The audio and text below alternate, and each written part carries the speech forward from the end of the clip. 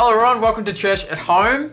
Morning, so good to see you and be here with you on another Sunday. Another great morning. And Yes. look, we love connecting here digitally with you guys on Sundays. But if you'd like to connect into one of the in-person services, we'd love to see you.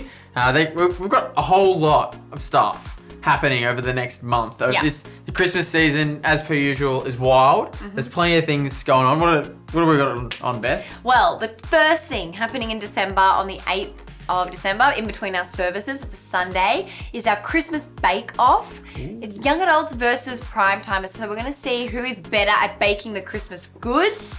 We did a young adults Christmas bake-off last year, so they've had their practice and it was really good. I mean, they might have had practice, So but I yum. feel like prime timers have been, which is the 60 plus, have been practicing for 60 plus years. Whose gingerbread's better? That's what I want to know. Oh, I So don't know. don't miss that. I don't There'll be know. so many yummy goodies. Yeah. We've also got Sunday, 15th of December. It's their family picnic. Yes. It's at George Pentland Gardens. So sort of a bring your own picnic sort of vibe. So wholesome. Oh yeah. And love we've got that. Christmas show. Everybody loves the Christmas show. It's just Yes. this year it's Calling All Angels, which I'm really keen for. It's the 21st and the 22nd Yep. of December. Yep. So make sure you get tickets for that. Yeah, there are 3 different shows you can go to. There's one on the 21st night, which is the Saturday night, and there's one on the Sunday morning and the Sunday arvo. Okay, cool. Yeah, So plenty of options to bring you and your family yeah. along. And then the best service of the whole year is our Christmas Eve service on the 24th of December. It's a nighttime candlelit carols.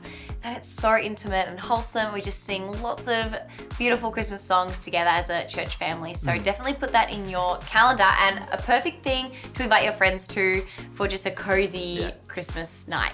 I mean, the best part about all of this is you don't have to remember all of that because it's all in the app. Yes. We've got a Gateway app and you can just look in the events section of the app and you can pop any of those into your diary there. So there's so much going on and we'd love to see you at all of them. I can't believe we're at Christmas. Oh. Craziness. Yeah, and Christmas is the season for giving. We would really appreciate every single person who's continually giving week in and week out, and it's the season for generosity. And if you'd like to be generous today, there's details for that provided. We'd love to spread the Christmas generosity spirit. Yeah, further than our own family. Yeah. Right? Yeah, that's awesome. And today is a really cool service on baptisms. We have incredible people getting in the tank and sharing their stories of their life changing and transforming with Jesus. So One of the other best services. yes, I know. I said it like 3 times today, but baptisms, there's something so special. Oh, yeah. It's a stirring in the spirit and a joy that more people are living life with Jesus. So let's watch Absolutely. that. Enjoy. Hello, my name is Michael and I'm choosing to be baptised today. I am the father of 3 children, Kyson, Harlow and Zaid, and I am the husband of beautiful Ashley. Before I had my faith, I sort of walked through life thinking, I had it all. I had a great job, I had great health. I was just someone who really enjoyed life day to day. But I always felt that there was something within me missing, something deeper, and you just couldn't figure it out. You'd try and replace it, with a sport or new friends, but just never seemed to be that fix. I was christened as a baby, and I was brought up in a really loving environment. But I never understood what baptism actually meant. It was more, I knew if something happened to my parents, I'd have to go and live with my godparents. That's sort of all I knew. As I went through my teen years, my relationship with Jesus was a pretty transactional one. If you were really wanting something, you would always in your head going, God, if you do this for me, then I'm going to do this for you. Which I knew deep down that I would never follow through with that. And God probably knew that too, but yet he kept showing up for me in different ways. But I just never knew it. When I met my wife, Ashley, I started being more involved with her and her family and who are devoted Christians. And their worldview became a part of my life. And it rubbed off on me in ways, even though I never wanted to accept it or admit to them that, you're right.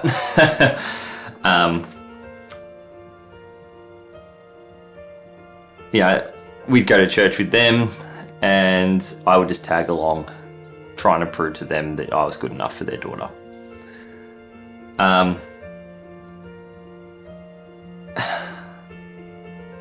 It wasn't until COVID happened and the lockdowns happening that I really started having these thoughts and doubts and dreams about things in life that were missing to me, and something deeper was missing. I had the same dream over and over and over for probably a good month, and it would always end on the exact same point, a second longer each day, like something was trying to be spoken or revealed to me, but I could never gauge what it was. I had so many questions to this and to my life, so many deep questions, but I just had no answers. No answers. So I started allowing Jesus into my life, and everything actually started becoming a lot clearer. My business was going really well. My family life was growing. My relationship with my wife was the strongest it's ever been. And it was like I was wearing a pair of glasses looking at the world for the first time. But I still had my doubts of, how do I know that Jesus is real?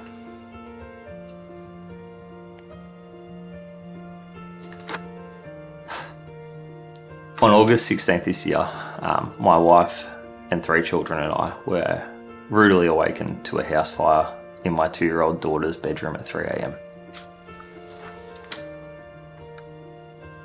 Her room was fully engulfed in flames from floor to ceiling, 2 meters by 2 meters of a 3 meter by 3 meter room. My daughter was trapped inside.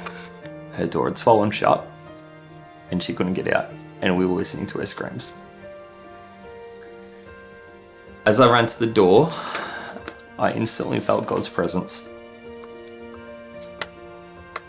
I couldn't feel the heat of the fire. I couldn't smell the smoke, and I couldn't even hear the alarms going off. My peripheral vision became pixelated with white pixelation, and I was narrowed in on what I had to do. And all I could hear in my ears was the sound of an untuned radio, static. And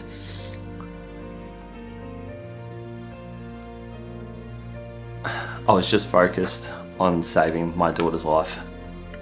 It was like I was preloaded with what I had to do. In the worst situation of my life, my wife's life, and my children's life, I was at complete and total peace and calmness.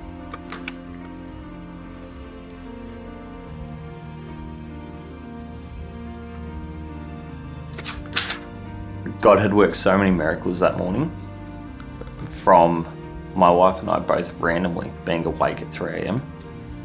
to Harlow hopping out of the bed with her bed on fire, to Harlow being able to get to the safest part of the room, which was behind the door, to us having no structural damage to our house.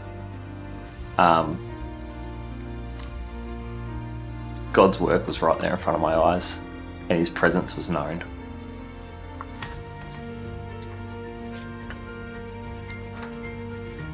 That night, as I went to bed, I was laying in bed with my 3-year-old son Kyson, and I kept waking up all night with a message embedded in my brain of Luke 3:16, and I just tried to roll over and push it to the side, and I kept waking up like I needed to check this verse. So at 1 a.m. I opened my phone up and I read the Bible verse, and it read the following: I am baptizing you with water, but one mightier is coming. I am not worthy to loosen the straps of his sandals, and he will baptize you in the Holy Spirit and fire. I instantly knew God had showed himself to me that morning, and he'd answered all my questions and previous doubts that he existed. I can honestly say now that Jesus loves me, and I love him too. I am Michael, and I have been made new.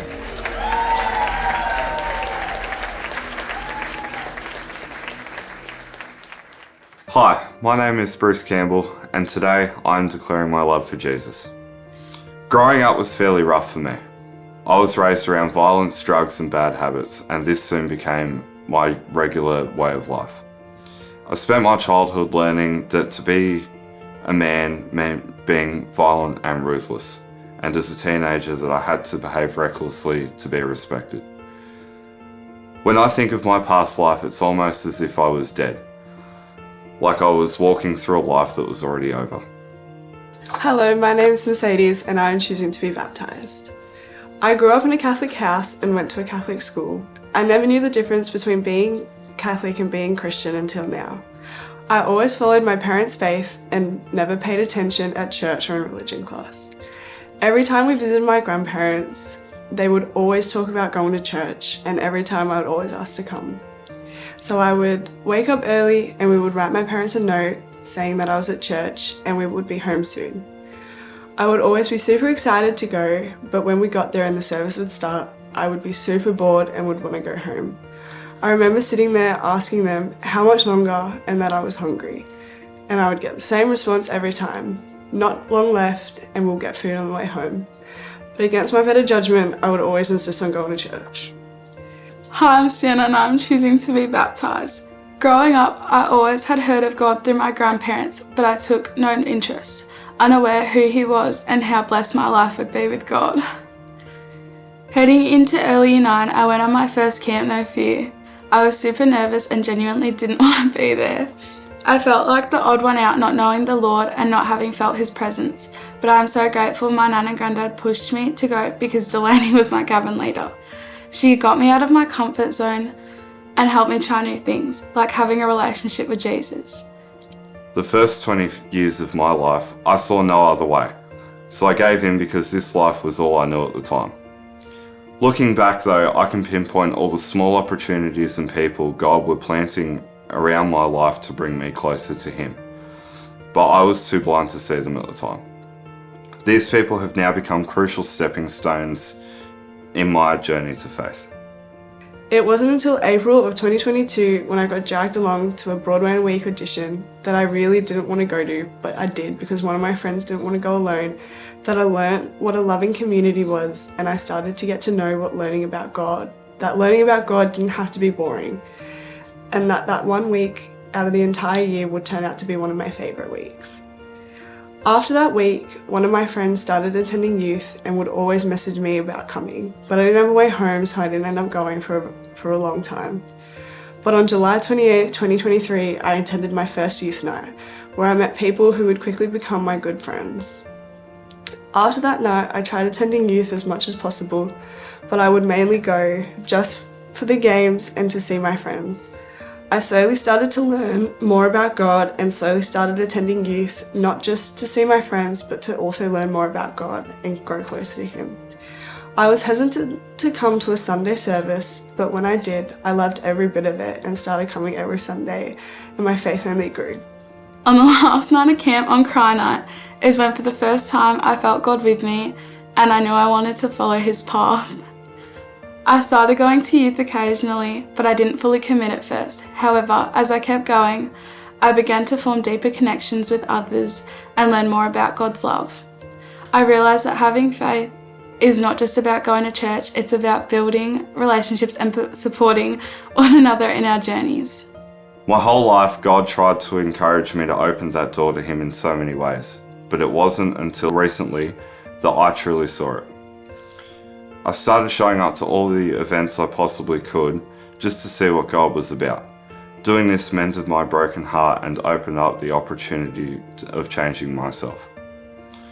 I started to understand that their love for God had made them completely different to me, and that was something I craved to experience. I started throwing myself into church on Sundays, young adults, worship nights, and serving on the tech team, until finally at one of the worship nights, I had my own experience with God. The peace He brought to my mind and the love He brought to my broken heart changed me forever. I decided that day to truly give God a chance, and He welcomed me with open arms.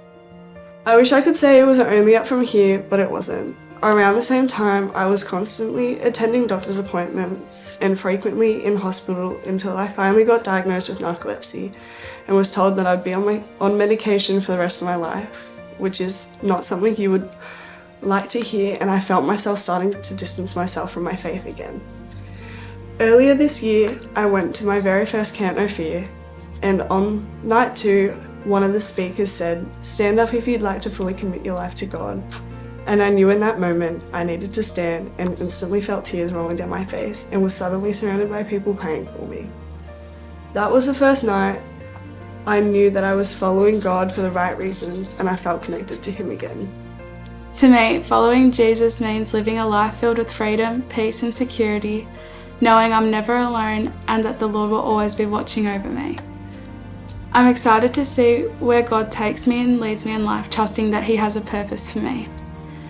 As I take this step, I want to embrace this journey wholeheartedly, sharing my faith with others and growing closer to God each day. Now I can confidently say that Gateway is a home and an anchor for my faith. The community constantly remind me of the love of God and the sacrifice He made for my life. I'm learning to pick up my cross daily and follow Jesus, to embrace His name and all the plans He has for me. I believe that the trials and pain I have suffered are no comparison for my new life with Him and the endless possibilities of His kingdom. I'd like to thank my partner Maddie for introducing me to the YA community. I'd also like to thank Brody, Ben and Lockie for being huge supporters along this journey, and the entire Gateway community for being a safe home for my faith. During this time, I had a few dance auditions that I needed to film the day we got back from camp, but instead, on the last morning, I woke up sick and knew my body couldn't handle it. But during the same time, I was thinking about youth leading, and as soon as we got back to Gateway, I knew that it was God telling me I needed to youth lead instead of dancing. I chose to youth lead, and it was the best decision I've made, getting to know and teach kids about Christianity and watching them thrive in everything they do. I'm excited to see God move in my life through nursing and youth leading and what He has planned for me. I am Mercedes and I've been made new. I'm Sienna and I've been made new. My name is Bruce and I have been made new.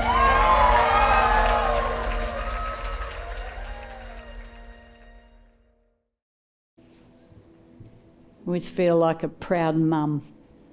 See the people being baptised. It's so beautiful. You know, when people tell their faith stories, they're so different, aren't they?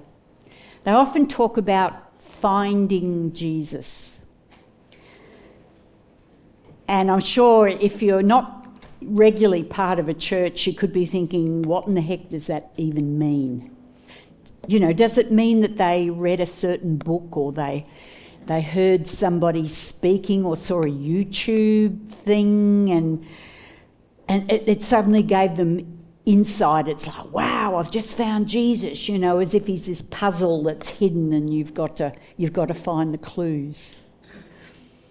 We heard quite a unique story from Michael, who was baptised in the first service, but he came to Jesus through a traumatic experience, a house fire, where he had to save his 2-year-old daughter from literally from a burning bedroom. And at the end of that, it was like, I know God is real. Now, hopefully, very few of us have to find God through traumatic experiences like that, but everyone who has come to a place of belief in Jesus has a different story, but there is an element about all the stories there's something in common. And I want to tell you just a story which I think explains what I'm saying. A friend of mine told me about a book they read a while ago. I don't know if it was a true story or if it was a novel, it doesn't matter. But the story was about a little 2-year-old boy that was kidnapped, taken away from his parents by a couple who were obviously disturbed but desperately wanted to have a child, so they took this little boy. The police didn't find, they searched for him for years, and in that time, this little boy was given a whole new identity. His new, the kidnappers made sure that he thought they were his mum and dad. They gave him a new house, a new identity, sent him to new schools, went to sporting teams, family dinners, the whole thing. And they were pretty sure that he had totally forgotten his old life. But there was still something inside this little boy's heart. Something buried deep that he sensed just wasn't right. And he had these recurring dreams of the face of another mother and the face of another father. And when he went to bed at night, he looked around at his room and thought, this isn't my room. And even though he was happy and his false parents actually treated him very well, many years later, when he was found, he was not at all surprised to eventually discover that he had an entire life that was different, and that what he'd been living up to that time had been a lie. And when he was finally restored to his real home, obviously, his parents and his family and psychologists and the police, they were really worried. How was he going to step back into his real life? Was he going to be confused? Was he going to be upset? But when he saw his real mum and dad, he just wept. And he simply said, I always knew there was a truth here that used to haunt me. I think we can sometimes feel like that. We can feel that maybe we're not living the life that we should be, that we have this nagging feeling, this deep memory of something better, something more beautiful, something more true. And we express it when we say things like, there has got to be more to life than this. I wonder whether any of you have ever said that. Or I really feel I'm made to be doing something more purposeful. And even when everything is good, even when we have achieved everything on our bucket list, we can still feel deep down that something is not right, that it's just not complete. It's not enough. All of the stuff, all of the experiences, I wonder, where does that memory come from? Some of you may have heard of the author C.S. Lewis, very famous author. If you've ever read one of the Narnia books or seen one of those wonderful films, you've read C.S. Lewis. He was a passionate Christian man. And he said this, most people, if they had really learned to look into their own hearts, would know that they do want something that cannot be had in this world. There are all sorts of things in this world that offer to give it to you, but they never quite keep their promise. And then he said this, if I find in myself a desire which no experience in this world can satisfy, the most probable explanation is that I was made for another world. I think that world that he's talking about is the kingdom of God. It's the reality of God all around us. We see it, we feel it, but often we don't have words to explain it. A friend of mine once said that, he said, I'm sorry, but I just don't believe in God. And I asked him, okay, well, what do you believe in? He said, I don't believe in God, but I believe in love. I said, perfect. Perfect. We're on the same page. Because God is love. And when you experience love, true love, you experience God. It's like you've known him all along. You just didn't know that he had a name. We see the reality of God in beauty that takes our breath away, in an incredible sunset over the beach or in the first smile of a baby. We see the reality of God when we experience deep love and acceptance and maybe even forgiveness and reconciliation. We know God must exist when we witness selfless giving and true sacrifice. I wonder if that's what it really means to find Jesus. It's not that we meet him or believe in him or take him into our hearts or agree to some religious doctrine. It is simply that we recognise him in the world, the one that has been there all along. It's like our souls lock into focus. No, it wasn't a dream. There is something better. I always knew the truth was there the whole time. The reality of God is all around me. And you're suddenly aware that this world is dripping in goodness. Finding Jesus is finally putting a name on all of those things that make life worth living. Love, joy, peace, forgiveness, reconciliation. The power of love and goodness is Jesus. Now, does that mean that the brokenness and the sorrow that we see around us every day is an illusion? No, I'm not saying that. It is real. But in God we have a foretaste of what eternity will be like with him. One day we will be home, our real home, and we'll be able to say, I knew it, I just knew it. Finding Jesus means that your eternity starts now. Sienna, Mercedes, Bruce, you're not waiting till the end of your life. It starts now. And for these three beautiful people today, it's their public declaration. They're saying, I know where home is.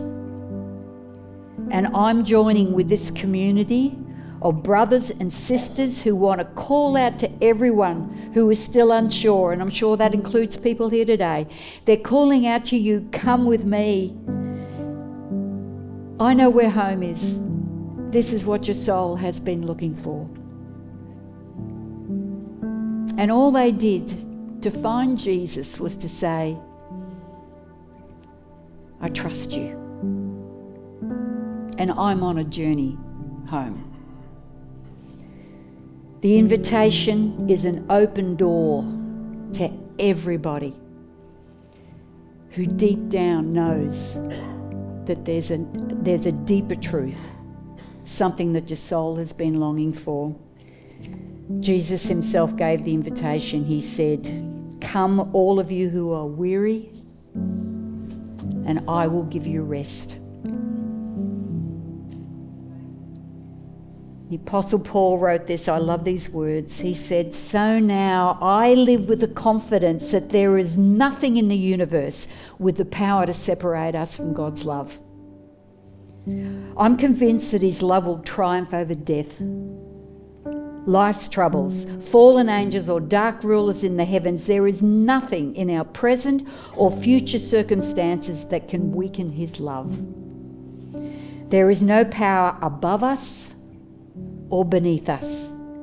No power that could ever be found in the universe that can distance us from God's passionate love, which is lavished upon us through Jesus Christ, our anointed King.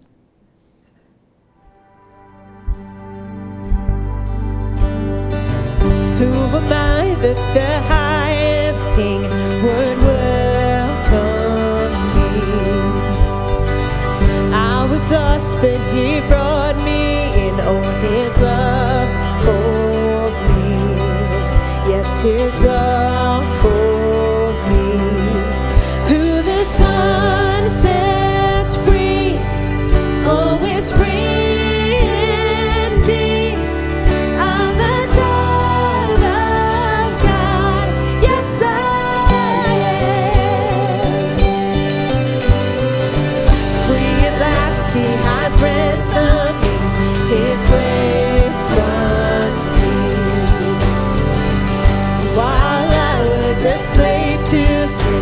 Jesus died for me. Yes, he died for me. Who the Son sets free, oh, is free indeed. I'm a child of God. Yes, I am. In my Father's house, there's a place for me. I'm a child of God. Yes, I am.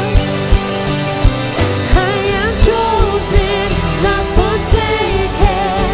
I am who you say I am. You are for me, not against me. I am who you say I am. I am chosen, not forsaken. I am who you say I am. You are for me, not against me.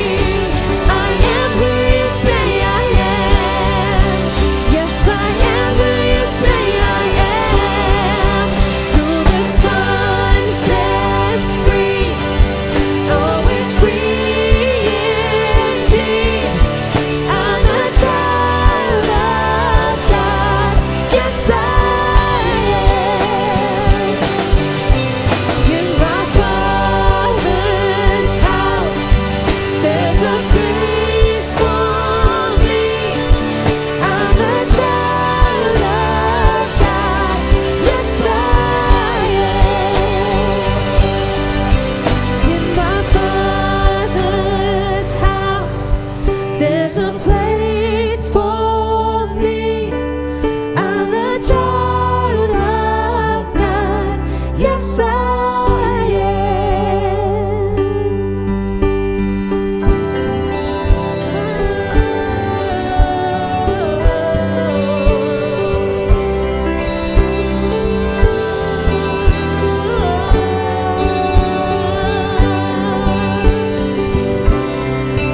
I am chosen, not forsaken.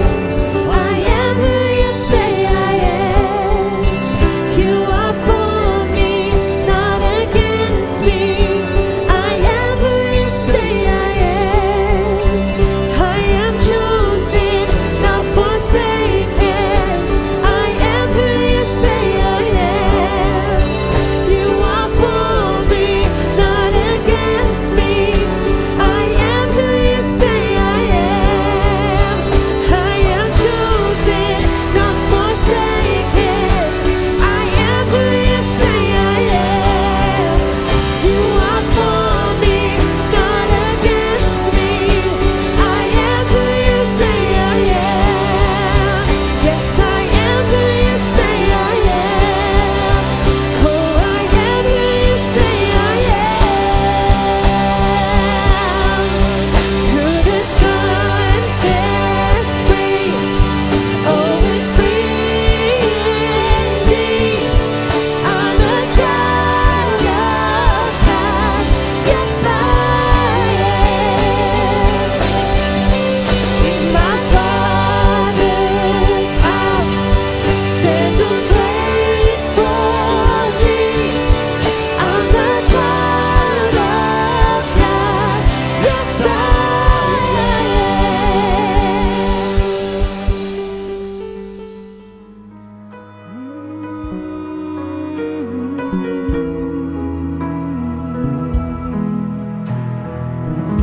Before I spoke a word, you were singing over me. You have been so, so good to me. Before I took a breath, you breathed your life in me. You have been so, so kind to me. And all the overwhelming, never-ending, reckless love of God. No, it chases me down, fights till I'm found.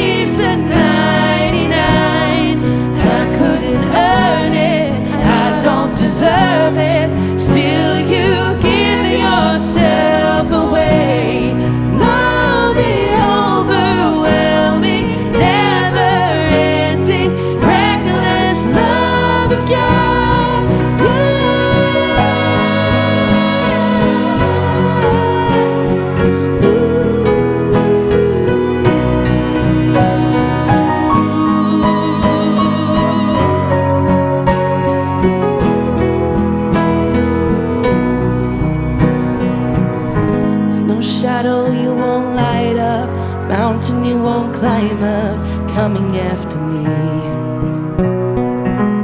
There's no wall you won't kick down, lie you won't tear down, coming after me. There's no shadow you won't light up, mountain you won't climb up, coming after me.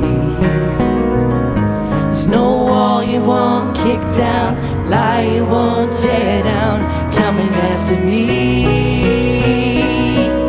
There's no shadow you won't light up, mountain you won't climb up, coming after me. No walls, no wall you won't kick down, lie you won't tear down, coming after me. There's no shadow you won't light up, mountain you won't climb up, coming after me. There's no wall you won't kick down, lie you won't tear down, coming after me. Oh, the overwhelming, never-ending, reckless love of God. No, it chases me down, it fights till I'm found, leaves the 99. I couldn't earn it, I don't deserve it, still you give yourself away. No, the overwhelming, never-ending, reckless love of God.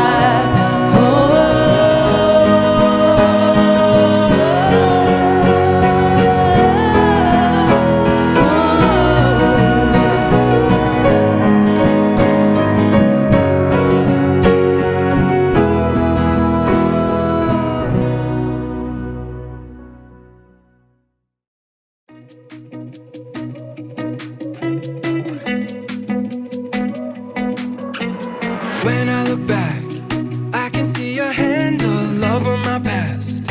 Even in the times I'd rather forget, I just can't believe you'd love me like that, love me like that.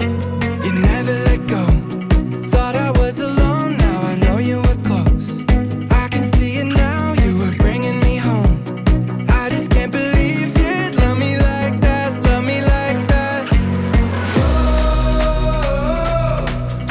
Every day gets better when I'm walking with you.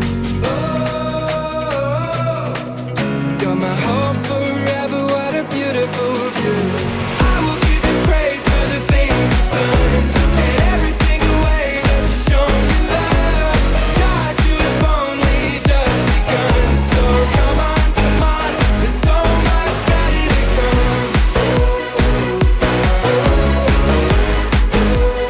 So much better to come. So much better to come.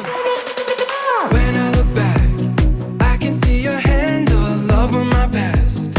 Even in the times I'd rather forget, I just can't believe you'd love me like that, love me like that. You never let go. Thought I was alone, now I know you were close. I can see it now, you were bringing me home. I just can't believe you'd love me like that, love me like that. Every day gets better when I'm walking with you.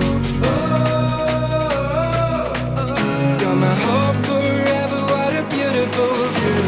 I will give you praise for the things you've done, and every single way that you've shown me love.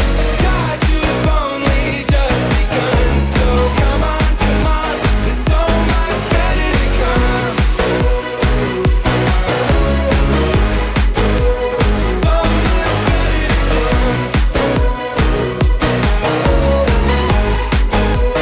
So much better to come. You never left me, you always helped me. Got through the fire, I find my strength when I'm walking beside you. You never left